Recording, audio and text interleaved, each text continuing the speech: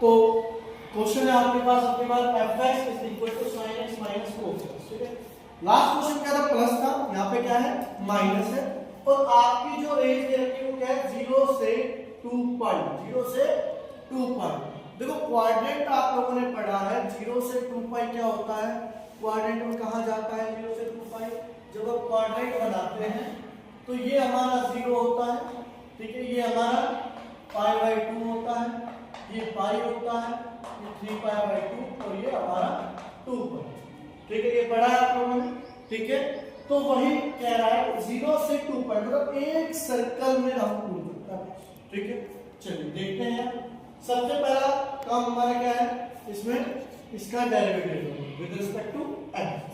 चलिए f of f dash x निकालते हैं हम, तो f डैश x क्या है, sin x का डेरिवेटिव क्या होता है cos x, और cos x का क्या होगा minus sin x, minus minus plus, तो cos x plus sin x, बात समझ में आई, ठीक है। अब हमारा काम क्या है, क्या करते हैं हम f डैश x को 0 के इक्वल मान, क्या करेंगे लेट किया आपने कि f dash x is equal to 0, ठीक है। तो जो 0 मान दिया f डैश x की वैल्यू क्या आई है हमारे पास cos x plus sin x equal to 0, ठीक है जी।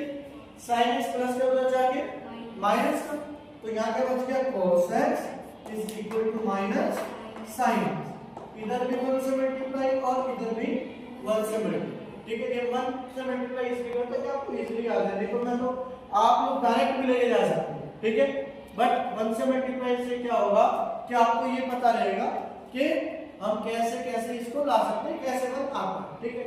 अब cos x मल्टीप्लाई क्या हो जाएगा, कैसा हो जाएगा, कैसा हो जाएगा मतलब जाके डिवाइड हो जाएगा, कैसा हो जाएगा डिवाइड, यहाँ क्या रहेगा माइनस sin x अपॉन में cos x, ठीक है।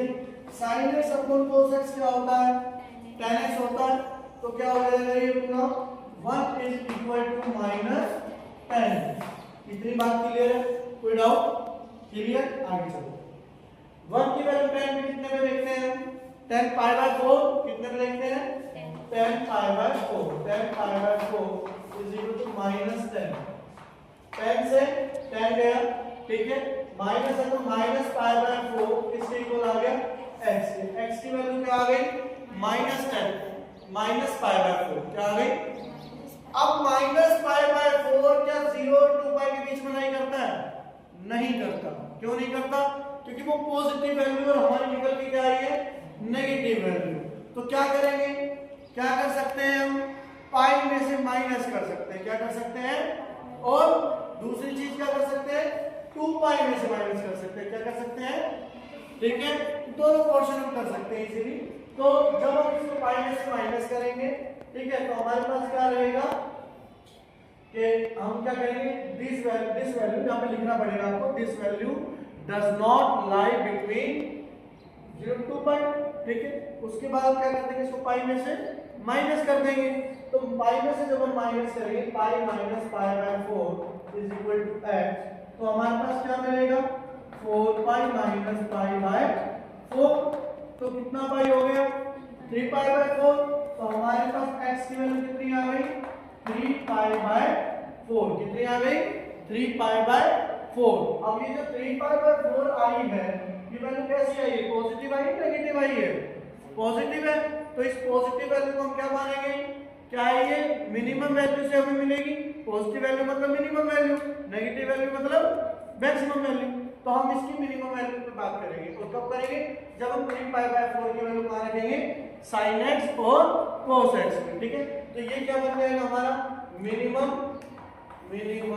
पॉइंट, क्या बन जाएगा मिनिमम पॉइंट बन जाएगा, मिनिमम पॉइंट बन गया तो हम पुट करेंगे, तो f ऑफ 3 पाई बाय 4, ठीक है, equals to sin 3 pi by 4 minus cos 3 pi by 4, इतनी बात क्लियर है, ठीक है। हमने क्या किया f ऑफ x की पुट करते हैं, तो ऐसी बात है, तो f ऑफ x में क्या कर दिया x की जगह पे क्या पुट कर दिया था 3 पाई बाय 4। हमने बताया कि 3 पाई बाय 4 कैसे टूट सकता है, sin का sin, अभी हमने तोड़ा था पाई minus pi by 4 minus cos pi minus pi by 4। बात समझ में आई? ठीक है। अब हम क्वाड्रेंट पे जाते हैं। किस पे जाते हैं? क्वाड्रेंट पे चलते हैं। तो देखो पाई में चेंज तो होगा नहीं, है ना? हमें पता नहीं, हमने क्लास में पढ़ा है कि जो वर्टिकल लाइन पे लाइन लगता है, अगर वर्टिकल लाइन से आ रही है यहाँ पे पाई बाय 2 या 3 पाई बाय 2 आता तो चेंज होता है, बट हॉरिजॉन्टल लाइन पे कोई भी चेंज नहीं आता। जो फंक्शन जैसा है वैसा ही फंक्शन लिखा जाता है। ठीक है। तो क्या हो जाएगा? इक्वल टू साइन का साइन। अब पाई minus pi by 4, pi minus में कौन से क्वाड्रेंट में जाएगा? सेकंड क्वाड्रेंट में। सेकंड क्वाड्रेंट में साइन कैसा होता है? पॉजिटिव। 11th क्लास में पढ़ के आए हो तो कैसा होता है? पॉजिटिव। पॉजिटिव होता है तो क्या आ जाएगी सीधी value sin pi by 4 as it is. कैसा आ जाएगा? sin pi by 4 as it is. कैसा हो जाएगा? ठीक है। अच्छा जी, माइनस का माइनस, cos का cos pi by 4, pi minus में कौन से क्वाड्रेंट में गया? सेकंड में। cos कैसा होता है? नेगेटिव, क्योंकि सेकंड क्वाड्रेंट किसका घर है? sin और cos है। किसका घर है?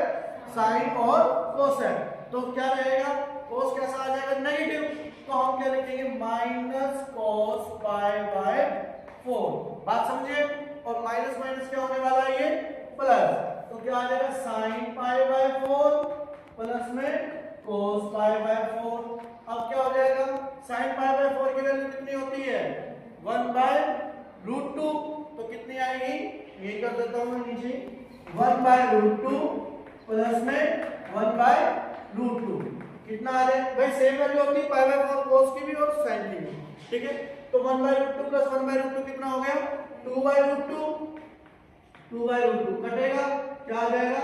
√2। तो आंसर क्या आया आपका? √2। कितना आया आपका आंसर? √2। √2 क्या रहेगा आपका? मिनिमम वैल्यू रहेगी किस पॉइंट पे? x equal to 3 pi by 4। अब जैसा हमने पाई लेके किया है, कैसे लेके किया है, ऐसे ही आपको सेम टू सेम 2 पाई लेके भी करना है, सेम बिल्कुल। वहां से आपको मैक्सिमम वैल्यू भी पता चलेगी। ठीक है।